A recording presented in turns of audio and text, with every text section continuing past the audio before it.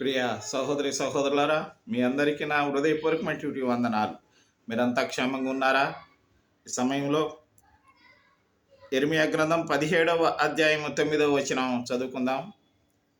హృదయము అన్నిటికంటే మోసకరమైనది, అది ఘోరమైన వ్యాధి గలది, దానిని గ్రహింపగలవాడెవడు?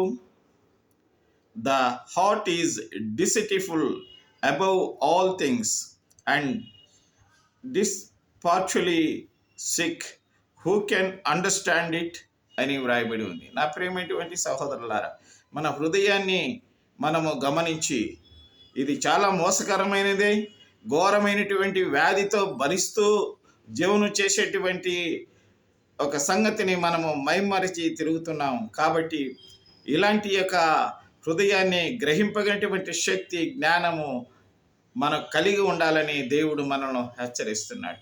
ఏ పాపమైనా హృదయంలో ఉండకూడదు, ఏ కపటమైన హృదయంలో ఉండకూడదని ఆ దేవుని కోరిక. దేవుడు ఈ వాక్యముని దీవించును గాక. ఆమేన్.